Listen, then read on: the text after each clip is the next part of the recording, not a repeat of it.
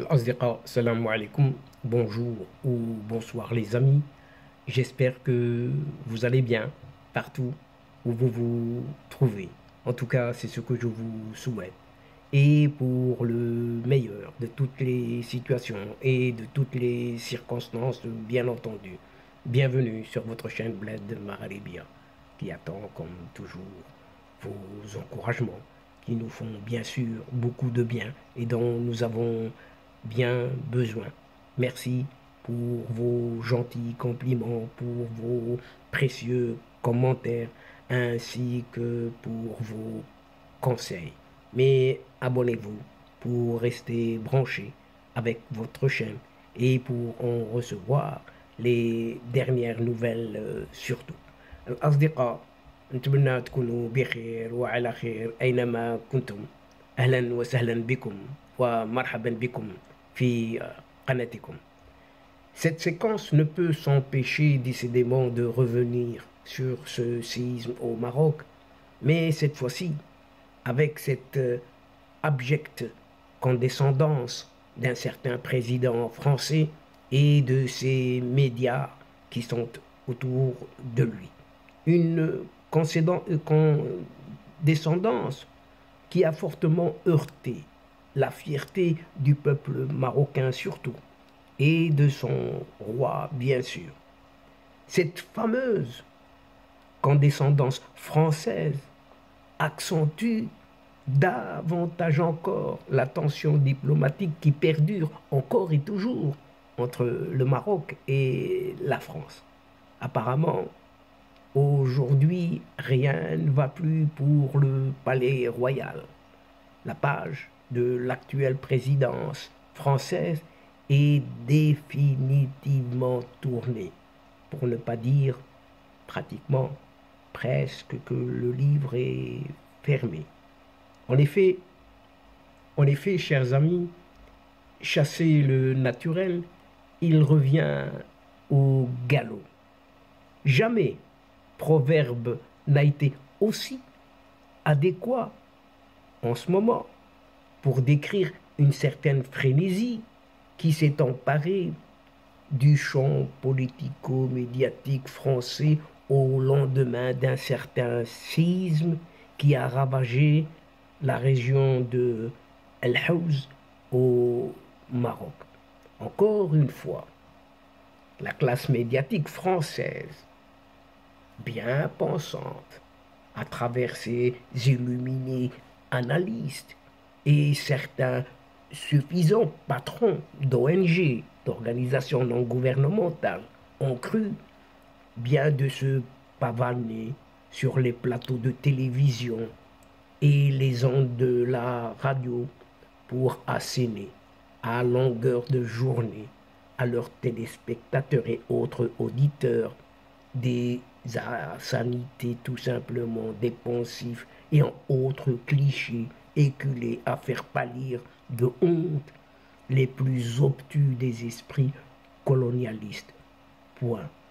Apparemment, ces bien-pensants de l'irréductible village gaulois, ce fameux village, n'ont rien appris, ni l'histoire, ni de la géostratégie, rien de tout cela. Dès l'annonce du séisme meurtrier, ils se sont répandus en posture condescendante, en analyse indécente et en parti pris infondé sur la gestion de cette catastrophe naturelle par les autorités marocaines.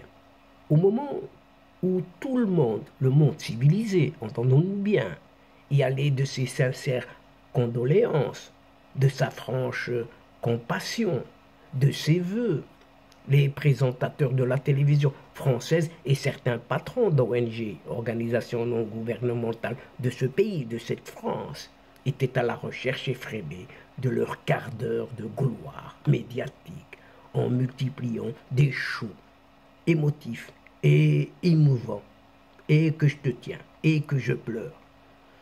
Des questions tout à fait déplacées et hors sujet, pour ne pas dire hors jeu, une dizaine d'heures seulement après le séisme, sur la communication du roi marocain, sur les structures sanitaires du Maroc, sur la stratégie des autorités face à la catastrophe, était relayée en boucle. Ça tournait en boucle, en boucle. D'autres insistaient sur l'acheminement de l'aide internationale vers le Maroc, intimant l'ordre aux autorités marocaines, vous entendez bien, intimant l'ordre aux autorités marocaines d'ouvrir grand le pays aux aides françaises et expliquant même le supposé refus marocain par l'affaire d'un certain Sahara marocain, bien entendu, par le rapprochement franco-algérien, ou encore par cette affaire d'espionnage, ce fameux logiciel Pegasus. Ces mêmes médias ont oublié totalement que dès les premiers moments de la catastrophe naturelle, des dizaines d'associations françaises, des secouristes volontaires, des villes et des régions françaises se sont soit rendus sur place, soit envoyé des aides sans que ces actions ne soient entravées du tout. Et les médias français ont également omis de souligner que leurs équipes travaillaient dans la région sinistrée en toute sécurité et en toute liberté, rendant compte sans aucune entrave ni censure de la réalité du terrain. Autrement dit, ce qui s'est passé et ce qui se passe. À ceux et celles en France qui disent aujourd'hui que la France officielle est une amie sûre et indéfectible du royaume du Maroc, d'aucuns à Rabat seraient tentés de répondre par un ancien et judicieux proverbe français. Il y a loin de la coupe aux lèvres, ou autrement dit encore, la coupe est pleine pour ainsi dire. Et du côté de l'Élysée, on mesure très bien tout le mal qu'a fait cet Emmanuel Macron aux relations franco-marocaines. Mais on s'entête à ne pas voir les choses en face. Autrement dit, les yeux en face des trous. Et c'est ce qu'explique par là un ancien ministre français lui-même, qui a ses entrées au royaume marocain, en parlant de la crise sans précédent qui frappe les relations entre les hautes autorités des deux pays, France, Maroc.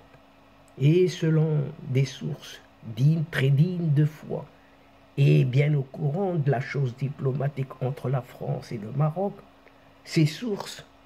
toutes ces sources, nous apprennent par-ci, par-là, que pour le palais royal, les relations avec cet Emmanuel Macron sont définitivement mises au placard, pointe à la ligne. Les observateurs français, qui semblent découvrir cette réalité en marge du séisme de la région de l'Haouz, ne comprennent rien au Maroc. Au Maroc, d'un certain Mohamed VI, bien sûr. C'est ce que souligne un responsable marocain de très haut rang. Et lui aussi est au courant de la chose. Aujourd'hui, Mohamed VI, qui a une affection toute particulière pour la France, sa culture, et qui maintient beaucoup de relations d'amitié, ne veut plus entendre parler du tout de ce locataire actuel du palais de l'Élysée.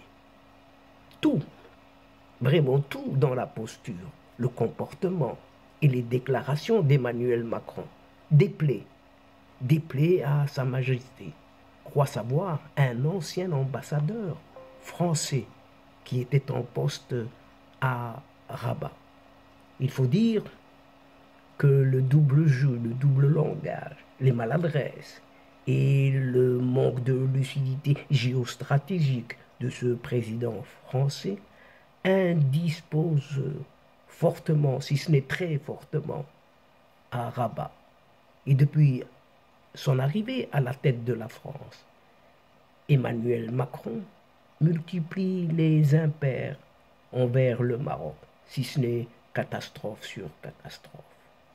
Emmanuel Macron s'aligne diplomatiquement sur l'Algérie, snob les sollicitations marocaines, contrairement aux États-Unis et l'Espagne, sur le dossier du Sahara en particulier, et mène une véritable guérilla au Royaume du Maroc, dans les institutions européennes, du nom de cette affaire dite Stéphane Séjourné, un très proche de cet Emmanuel Macron. Au Palais Royal marocain, on estime que aujourd'hui la coupe est pleine. Toujours à partir des sources bien informées à Paris, affirme qu'il y a 2 ans, un échange téléphonique entre les deux chefs d'État se passe très très mal. Emmanuel Macron demande à Mohamed VI des éclaircissements sur cette affaire Pegasus.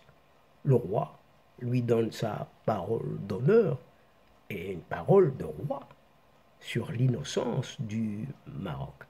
La réplique d'Emmanuel Macron est assez cavalière, et c'est le moins que l'on puisse dire, puisqu'elle est indigne d'un chef d'État. Mohamed VI, en colère, lui raccroche au nez, tout simplement. Et depuis, Mohamed VI refuse de le rencontrer ou de le prendre au téléphone. Emmanuel Macron ne jouera pas décidément de cet alibi, de ce séisme pour se rabibocher avec le roi maintenant, ici et maintenant. Au Maroc, on attendra simplement qu'Emmanuel Macron quitte la présidence de la France, affirme un bon connaisseur, un très bon connaisseur des relations entre les deux pays, Maroc, France. Par conséquent, chers amis, pour aujourd'hui, Paris, c'est fini. Et donc, chers amis, en attendant des jours meilleurs entre la France et le Maroc, c'est la fin de cette séquence. Et à une prochaine fois, en vous retrouvant, Inch'Allah, avec plaisir. Mais n'oubliez pas de vous abonner, de faire abonner vos amis, vos proches, tout simplement pour recevoir les dernières infos de votre chaîne, tout en vous remerciant pour votre suivi. Mais n'oubliez pas de partager, toujours partager. tout simplement là où vous êtes. أصدقاء وصلنا إلى نهاية هذه الحلقة، وقبل موعد آخر للمرة القادمة إن شاء الله لا تنسوا الاشتراك لتصلكم الفيديوهات أخرى، ونشكركم كثير الشكر على مشاركتكم للمتابعة. Chers amis, au revoir. C'est le moment de vous dire au revoir et à la prochaine fois إن شاء الله. الأصدقاء، السلام عليكم ورحمة الله وبركاته. مع السلامة.